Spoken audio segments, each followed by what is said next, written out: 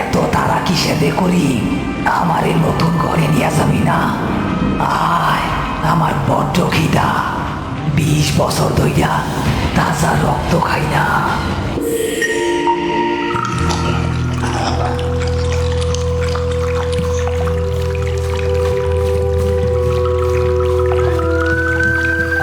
ভাইজান, আইজ রাইতে এই কামটা না করলে কি চলতো না? আসমান তো মেঘে কালা হয়ে আছে, আর নদীর পাড়ের এই গরুস্থানটা এমনিতেই সুবিধার না। হ্যাঁ, নদী কি তোর আর আমার ডরের হিসাব কইরা ভাঙবরে রত? কাইল সকালের মধ্যে এই জায়গাটা ভাইঙ্গা নদীতে তলায়া যাইব। মেম্বার সাহেব দেখা দিছে, জিন্দা মানুষের থাইকা মরা মানুষের দাম এখন বেশি। নে কামে লাগ। কিন্তু ভাইজান, রাত বিরাতে পুরানা কবর খুঁড়া লাশ তোলা, আমার তো হাত পা অবশ হইয়া আসতেছে। যদি কিছু বাইর হইয়া আসে? আরে বাইর হইব আবার কি? মরা মানুষ মাটিতে মিশা যায়, হাড্ডিগুলা ছাড়া আর কিচ্ছু থাকে না। 30 বছর ধইরা মাটি খুঁড়তাছি। জিন্দা মানুষরে যদ্দূর ভয় পাস, মরা মানুষরে তার কানা করিও ভয় পাবি না। ওরা কিচ্ছু করতে পারে না। যা, ওই শিমুল গাছের গোড়ার কবর চায়, কোদাল দেওয়া শুরু কর। ইনি হচ্ছেন করিম শেখ। গোরখোদক হিসেবে তার নাম ডাক আশেপাশের 10 গ্রামে। কবর খোঁড়া, বেওয়ারিশ লাশ দাপন করা, কিংবা নদী ভাঙনের সময় পুরনো কবর থেকে হাড়গোড় তুলে নতুন জায়গায় দাপন করা, এসব তার কাছে ডাল ভাত। মৃত্যু বা পচনশীল শরীর নিয়ে তার কোনো আবেগ নেই। অন্যদিকে রতন একদম নতুন। পেটের দায়ে ভাইজানের সাথে এই ভয়ঙ্কর কাজে এলেও গোরস্থানের নিস্তব্ধতা তাকে প্রতি মুহূর্তে গ্রাস করে। রতন কাপা কাপা হাতে কোদাল চালানো শুরু করলো। করিমও অন্যদিক থেকে মাটি সরাতে থাকলো। বাতাসে একটা ব্যবসা পচা গন্ধের সাথে কেমন একটা অদ্ভুত বুনো গন্ধ ভেসে আছে। হঠাৎ রতনের কোদাল শক্ত কিছু একটার সাথে ধাক্কা খেয়ে টং করে আওয়াজ হলো। ভাইজান, নিচে শক্ত কি জানি বাইজা উঠলো, মনে হয় হাড্ডি। আহাম্মকের মতো কথা কইস না রতন। 20 বছরের পুরানা কবর, হাড্ডি তো মাটির লগে মিশা যাওয়ার কথা। টর্চটা ধর এদিকে। করিম নিজে গর্তের ভেতরে নেমে হাত দিয়ে মাটি সরাতে থাকলো। হঠাৎ তার হাত থেমে গেল। টর্চের আলোয় দেখা গেল মাটির নিচে কোনো হাড়গোড় নেই, বরং সম্পূর্ণ অবিকৃত একটি কাফনের কাপড় দেখা যাচ্ছে। 20 বছর মাটির নিচে থাকার পরও কাপড়টা একটুও পচেনি, শুধু কাদা লেগে আছে।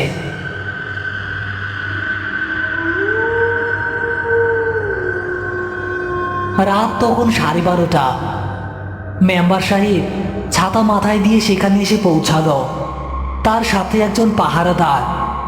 করিম আর রতন মিলে সেই অবিকৃত কাফনে মোড়ানো লাশটা বাঁশের খাটিয়ায় তুলে রেখেছে। রতনের মুখ ভয়ে কাগজের মতো সাদা হয়ে আছে। কি অবস্থা করি? কাজ কত দূর? এই একটা কবরের জন্যই তো যত ঝামেলা। নদীর যা রূপ, আইজ রাইতেই মনে হয় সব শেষ হয়ে যাইব। মেম্বার সাহেব, একটা ঝামেলা হইছে। এইটা কার কবর ছিল? 20 বছর পার হইয়া গেছে, কিন্তু কাফনের কাপড় তো পচে নাই, আর লাশের ওজনও তো জিন্দা মানুষের মতো ভারী। কি কবিগুলা? এইটা তো ওই পাগলা ফকিরের কবর। গ্রামের মানুষে কইতো লোকটা নাকি কালা জাদুকর ছিল। মরার পর কেউ তারে ছুঁইতে চায় নাই, এই নদীর পাড়ে আইনা ফালাইয়া রাখছিল। তুমি ওইসব বাদ দে, তোমারে কয়টা টাকা বেশি দিব নে। লাশটা জলদি নিয়া নতুন গোরস্থানে বইতা ফেলাও। মেম্বার সাহেব তাড়াহুড়ো করে চলে গেলেন। করিম আর রতন খাটিয়া তোলার জন্য দুই পাশে দাঁড়ালো। ভাইজান, আমার কথা শুনেন, এই লাশ এইখানেই ফালাইয়া থইয়া চলে যায়। আমার মনে কইতাছে এই কাফনের ভিতরে কোনো মানুষ নাই, অন্য কিছু আছে। আহ, চুপ কর। টেকা হালাল করতে হইব না। তুই খাটিয়ার পিছন দিকটা ধর শক্ত কইরা। একবার নতুন কবরে ফালাইতে পারলে আমাকে কাম শেষ।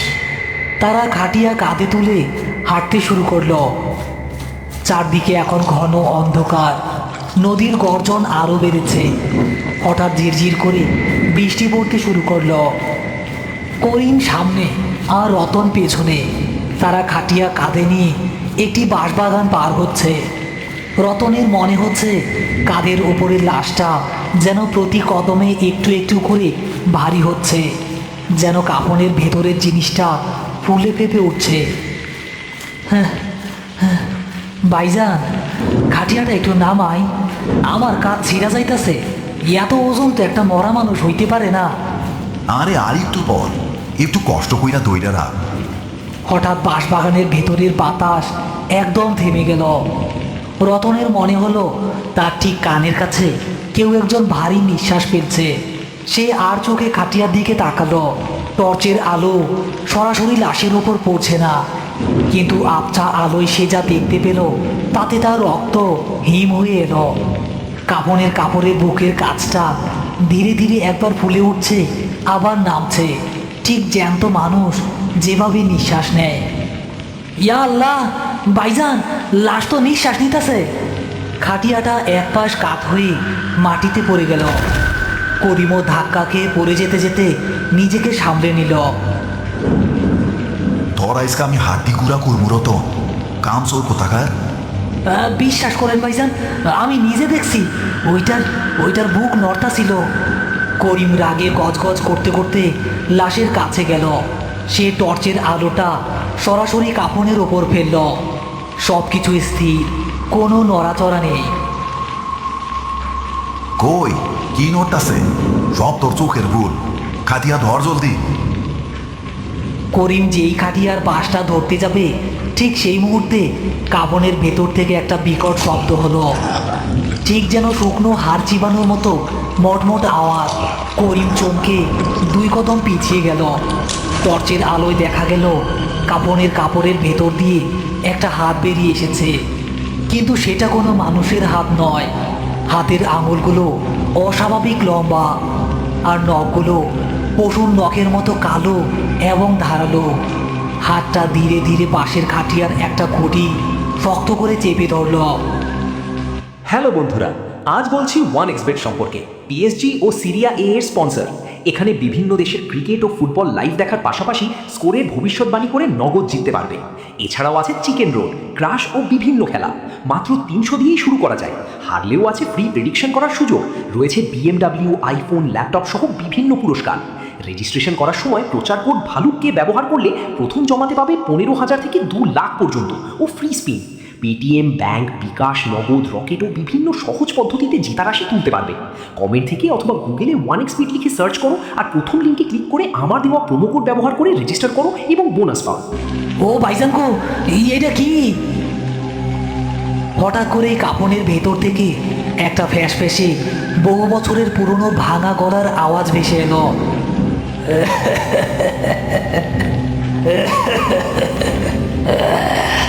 20 বছর এই মাটির নিচে দম বন্ধ হইয়াছিল রে করিম, আইস তুই আমারে মুক্ত করলি। করিমের মতো শক্ত মানুষের বুকের ভেতরটাও এবার ছ্যাঁক করে উঠল। তার 20 বছরের অভিজ্ঞতায় সে বুঝতে পারল এই জিনিসটা যাই হোক না কেন, এটা শুধু একটা লাশ নয়, এটা মৃত্যু পার হয়ে আসা একটা অশুভ অভিশাপ। খাটিয়ার ওপর পড়ে থাকা কাফনটা এবার ভেতর থেকে ফেটে যাওয়ার মতো আওয়াজ করে ছিঁড়ে গেল। টর্চের আলো মাটিতে পড়ে আছে, আর সেই আবছা আলোতে দেখা গেল একটা বীভৎস দৃশ্য। 20 বছর মাটির নিচে থাকার পরও লোকটার শরীরের চামড়া পচেনি, বরং কুঁচকে গিয়ে গাছের ছালের মতো শক্ত আর কালো হয়ে গেছে। তার চোখ দুটো কোটর থেকে বেরিয়ে আসার মতো, আর চোখের মণি বলতে কিছু নেই, পুরোটাই ঘোলাটে হলুদ। লোকটার ঠোঁট কাটা, যার ভেতর দিয়ে ধারালো হলদেটে দাঁত বেরিয়ে আছে। ভাইজান, ভাইজান, ও আল্লাহ, আল্লাহ আমারে বাঁচান, আমারে বাঁচান।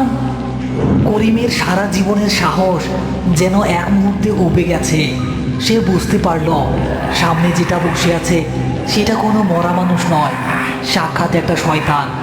কাপড় চিরে সেই কুচকানো হাড় গিরে শরীরটা খাটিয়া থেকে নিচে নামার চেষ্টা করছে। তার হাড়ের ভেতর থেকে মটমট করে এমন সব শব্দ হচ্ছে যেন 20 বছর পর শরীরের জোড়াগুলো খুলছে। রতন ওই চাকারা দৌড় দে ভাই, এইটা লাশ না, এইটা শয়তান। রতনের শরীর জমে পাথর হয়ে গেছে। সে ওঠার চেষ্টা করেও বারবার পড়ে যাচ্ছে। ঠিক তখনই লাশটা তার লম্বা ধারালো নখওয়ালা হাতটা রতনের পায়ের দিকে বাড়িয়ে দিল। এত তারা কিসের রে করি? আমারে নতুন ঘরে নিয়ে যাবি না? আয়, আমার বড্ড খিদা। 20 বছর ধইরা তাজা রক্ত খাই না। লাশটা সাপের মতো মাটিতে বুক ঘেঁষে রতনের দিকে এগুতে থাকলো। করিম আর এক মুহূর্ত দেরি করলো না। সে তার হাতে থাকা লোহার ধারালো কোদালটা তুলে সর্বশক্তিতে লাশটার বাড়িয়ে দেওয়া হাতের ওপর কোপ বসিয়ে দিল। ইয়া আল্লাহ!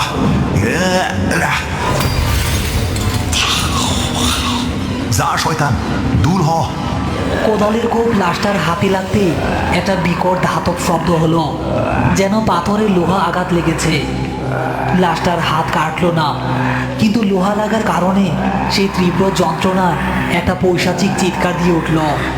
শব্দটা এতই তীক্ষ্ণ যে রতনের কানের পর্দা মনে হয় ফেটে যাবে। এই সুযোগে করিম রতনের কলার চেপে ধরে এঁচকা টানে তাকে দাঁড় করিয়ে দিল। দৌড় হারামজাদা, জানিয়া ভাগ। করিম আর রতন বাঁশবাগানের কাদা জল মাখা রাস্তা দিয়ে পাগলের মতো দৌড়াতে থাকলো। তাদের পেছনে সেই পৈশাচিক চিৎকার আর মাটিতে ভারী কিছু একটা ঘেঁষতে ঘেঁষতে এগিয়ে আসার শব্দ শোনা যাচ্ছে।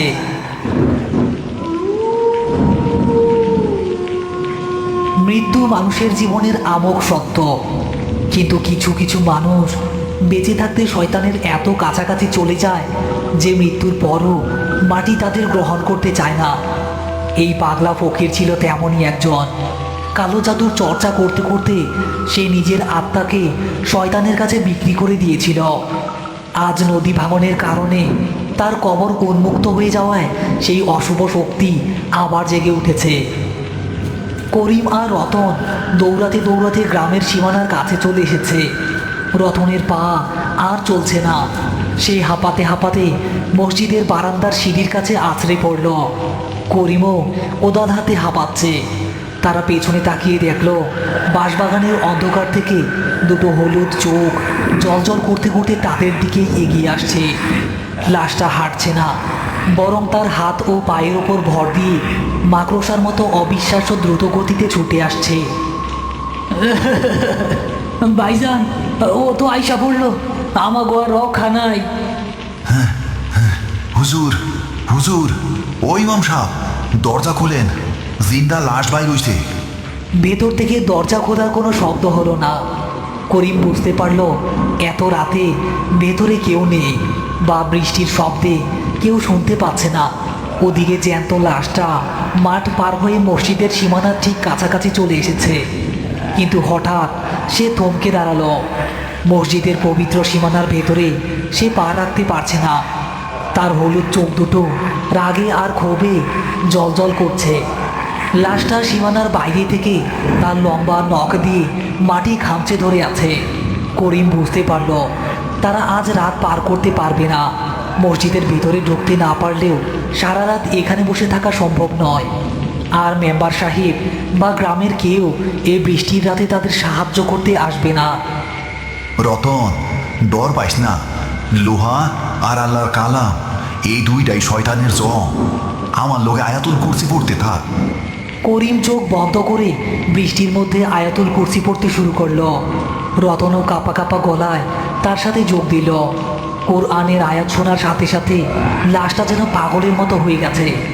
সে নিজের মাথা মাটিতে ঠুকতে থাকে আর বীভৎস চিৎকার করতে থাকে। হঠাৎ করেই করিমের মাথায় একটা বুদ্ধি এলো। সে জানে এই শয়তানকে মাটিতে পুঁতে লাভ নেই। মাটি তাকে আগেই অস্বীকার করেছে। একে একমাত্র মেঘনার উত্তাল জলরাশি গ্রাস করতে পারবে। শোন রতন, আমি ওরে নদীর পাড়ে টাইনা নিয়ে যাবো, তুই এইখানে থাকবি। না ভাইজান, আপনি যাইয়েন না। চুপ, আমি যতদূর জানি কালো জাদুকররা বহতা পানির ডরায়। মেঘনা নদী আইজ ওরে গিলব। করিম কোদালটা হাতে শক্ত করে ধরে এক লাফে মসজিদের সীমানা থেকে বাইরে বেরিয়ে এলো। তাকে দেখেই লাশটা বিকট শব্দ করে তার উপর ঝাঁপিয়ে পড়ার জন্য প্রস্তুত হলো। কিন্তু করিম দৌড় দিল সরাসরি নদী ভাঙন কবলিত পাড়ের দিকে। লাশটা এবার শিকারের লোভে উন্মত্ত হয়ে করিমের পিছু নিল। করিম কাদার মধ্যে আচার খেতে খেতে দৌড়াচ্ছে। পেছনে লাশটার নখের আঁচড় তার পায়ে ঠিক কয়েক ইঞ্চি দূরে মাটিতে পড়ছে। নদীর গর্জন আর বৃষ্টির শব্দ মিলে এক ভয়াবহ পরিবেশ তৈরি করেছে। করিম একেবারে নদীর পাড়ে, যেখানে মাটি ফেটে ভাঙনের সৃষ্টি হয়েছে, সেখানে এসে দাঁড়ালো। নিচে অন্তত 20 ফুট গভীর দিয়ে মেঘনার রাক্ষসে স্রোত বয়ে যাচ্ছে। লাশটা ব্রেক কষতে না পেরে সোজা করিমের দিকে লাফ দিল। যা শয়তান, জাহান নামে যা। করিম বিদ্যুৎ গতিতে পাশে সরে গেল এবং তার হাতে লোহার কোদাল দিয়ে লাশটার বুকে সজোরে এক আঘাত করল। কোদালের ধাক্কায় লাশটার ভারসাম্য হারিয়ে ঠিক নদীর পাড়ের ফাটা মাটির ওপর গিয়ে পড়ল। সেই মুহূর্তে এক বিরাট মর্মর শব্দ হলো। নদীর পাড়ের ওই বিশাল মাটির খণ্ডটা আর লাশের ভার সহ্য করতে না পেরে মাটি ধসে সরাসরি উত্তাল মেঘনার বুকে গিয়ে পড়ল। পড়ার ঠিক আগ মুহূর্তে লাশটা করিমের দিকে তার হলুদ চোখ তুলে তাকালো। তার মুখ থেকে একটা শেষ হাড় কাঁপানো আর্তনাদ বেরিয়ে এলো, যা মেঘনার ঢেউয়ের গর্জনের সাথে মিশে চিরতরে হারিয়ে গেল। জলের তোরে সেই অভিশপ্ত কাফন আর শয়তানের শরীর তলিয়ে গেল অতল গহ্বরে।